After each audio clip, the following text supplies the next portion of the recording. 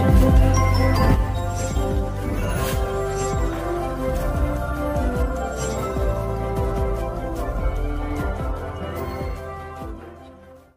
Videos కనుక మీకు నచ్చినట్లయితే మా ఛానల్ని సబ్స్క్రైబ్ చేయండి.